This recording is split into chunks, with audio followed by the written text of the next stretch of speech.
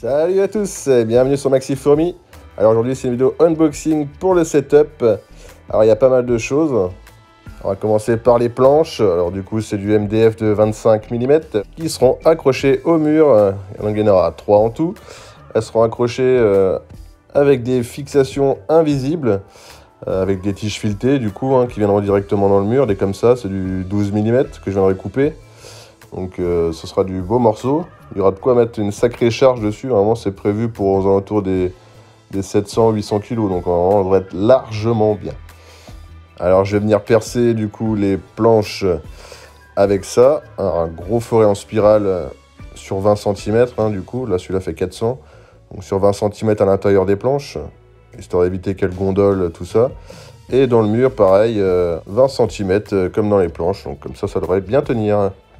Je vais venir sceller directement dans le mur en pierre qui fait 80 cm avec du scellement chimique. Donc là, avant de les retirer, il va falloir les meuler directement pour les enlever. Donc tout ça devrait être bien solide.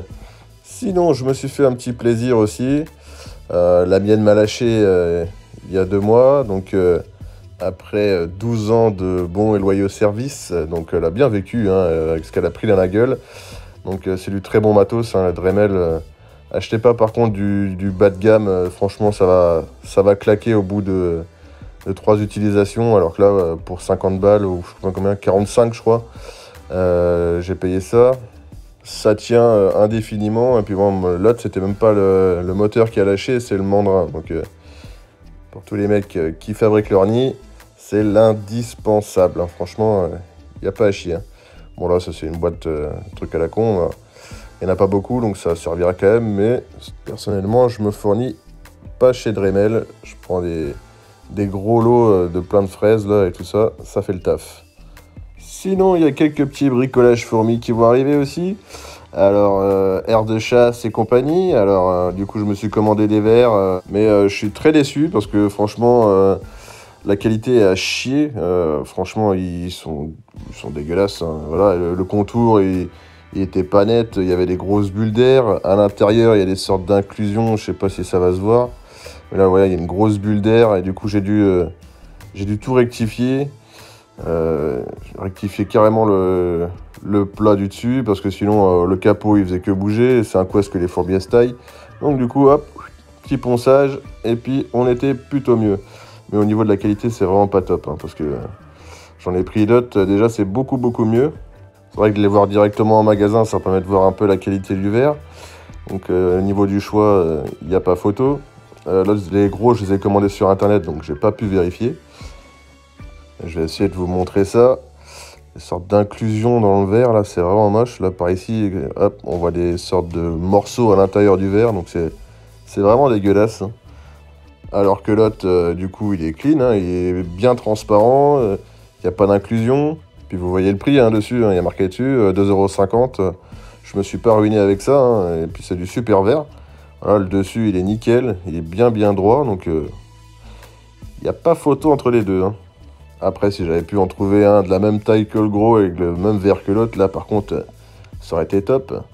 J'en ai pris un autre aussi un peu plus grand, je vais essayer de faire des tests... Voilà, vous verrez ça en vidéo plus tard. Celui-là est à 3,20 €. Voilà, c'est pas bien cher non plus. Pour un truc qui est franchement cool. On va essayer de faire des tests de nid là-dedans. La prochaine, ce sera en vidéo. Vous verrez tout ça. Bon, par contre, les capots, c'est de la qualité de merde. On va pas se le cacher.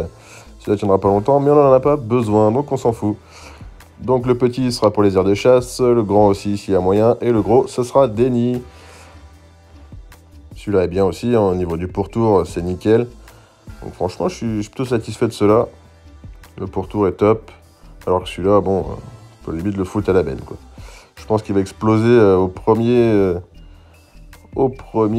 perçage, mais bon, on verra bien ce que ça donne. Sinon, alors, il y a une petite boîte remplie de bonnes choses.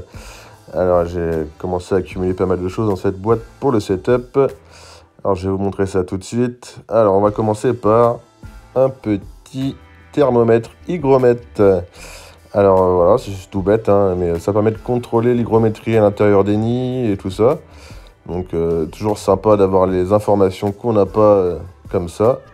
Hop, ça se présente comme ça, il y a une sonde, ça mesure l'hygrométrie et le thermomètre. Voilà, ici, on voit que c'est très humide, surtout en ce moment, avec le temps de merde. J'ai commandé ça sur le site Zoomalia. C'est vraiment pas cher, ça tourne aux alentours des 7 €, je crois bien. Donc c'est vraiment pas cher, et puis ça fait le taf.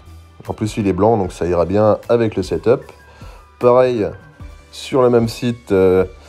j'ai commandé une ampoule chauffante. Il n'y a que là-bas que j'ai trouvé une ampoule assez puissante et évidemment blanche. Parce que de ça livre dans les délais, j'ai dû le recevoir en quelques jours. Et il n'y a que là-bas que j'ai trouvé une ampoule blanche. Alors là, j'en démordrai pas.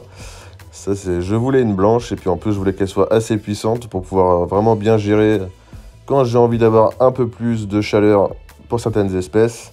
Donc elle est assez massive, hein. C'est une 75 watts, donc ça commence à envoyer un petit peu. Ça risque de se sentir sur les consommations électriques, mais bon, je m'en bats un peu les couilles. Je voulais une ampoule chauffante qui dégage assez de chaleur pour pouvoir la mettre assez haut et que je garde quand même une très bonne chaleur assez puissante, même pour les nids assez plats. Donc sans me cramer les cheveux, parce que je me suis cramé les cheveux avec l'autre ampoule qui était assez basse. Et j'ai dû payer ça une vingtaine d'euros à peu près. Voilà. Sinon, pour accrocher cette belle ampoule blanche, bah voilà, un beau support blanc lui aussi. Bon, celui-là m'a coûté un bras, hein, on va pas se mentir, c'est de la céramique. C'est assez haut de gamme, donc ça m'a coûté un bras. Ça me coûter une bonne trentaine de balles hein, quand même, donc c'est très cher, hein, j'avoue. Mais bon, fallait bien faire les choses correctement. Je voulais que ce soit en raccord. J'ai pas été chercher le moins cher, j'ai été chercher le plus beau et le mieux. Donc voilà, un truc qui se dévisse, tout bête. Voilà, ça se dévisse. Et comme ça, les deux seront bien en raccord. Ça va être sympathique à regarder. Donc du coup, les deux ensemble, ça donne ça. Et puis pour rappel, il faut de la céramique pour ce genre d'ampoule parce que ça dégage énormément de chaleur. Donc faut pas jouer avec une douille en plastique, sinon vous êtes bon pour faire cramer la baraque. Donc là, vous êtes top. Petit rappel, du coup, comment c'est chez moi actuellement. Voilà, un support d'ampoule noire et une ampoule noire. Donc ça se voit comme le nez au milieu du visage. Donc c'est tout ce que je voulais pas. Donc je voulais du blanc pour que ce soit vraiment en raccord avec la déco. Sinon le seul souci que je vais avoir, c'est pour passer le câble, du coup qui est blanc aussi. Hein. C'est que je vais devoir faire une entaille dans la douille pour pouvoir passer le câble. Donc là c'est le seul truc qui va être emmerdant, c'est de devoir grignoter un petit peu pour laisser passer le câble. Voilà, avec cette prise classique. Hein, et voilà, tout est blanc. Au moins, je suis sûr qu'il y aura plus de noir dans tout le setup. Ouais, quand on va faire les choses bien, faut pousser les choses jusqu'au bout, même jusqu'au câble électrique. Là, on va partir sur les LED. Alors, on va faire un petit éclairage sympathique aussi incrusté aux étagères. Je vais vous ouvrir tout ça pour que vous voyez à quoi ça ressemble. Alors, en gros, ça m'a coûté une vingtaine d'euros, quelque chose comme ça. Voilà, le plus important, c'était ça. C'était la batterie. Comme ça, j'ai pas de câble qui est tiré et qui passe par le bas. Donc, encore un câble en moins qui court vers le long du mur. Voilà, ça ressemble à ça. Une prise USB classique. Ça se branche n'importe où, autrement, hein, sur un chargeur de téléphone et tout ça. Mais là, du coup, je pense utiliser la batterie pour éviter le câble qui court. Donc, à l'intérieur, c'est des piles à la base, hein, mais du coup, je vais utiliser des piles rechargeables. Comme ça, au moins, de toute façon, les LED, ça ne consomme pas grand-chose, hein, mais voilà, je vais utiliser des piles rechargeables. Comme ça, je les aurai à vie. Et puis, switch, et hop, il n'y a plus qu'à allumer quand on veut. Et roule ma poule. Tiens, je vais vous allumer ça pour que vous voyez la couleur des LED. J'ai pris du blanc froid, hein, du coup, histoire d'avoir un éclairage quand même assez moderne. Parce que le blanc chaud, c'est sympa. Mais le blanc froid, c'est beaucoup mieux. Enfin, à mon avis, hein, après, vous faites ce que vous voulez. Hein, mais moi, je trouve que le blanc froid... ça fait quand même beaucoup plus moderne. Voilà à quoi ça ressemble. Donc là, il y a 2 mètres de LED, avec un peu plus pour le câble. Donc les étagères font 1,10 m. Donc j'aurais plus qu'à recouper tout ça.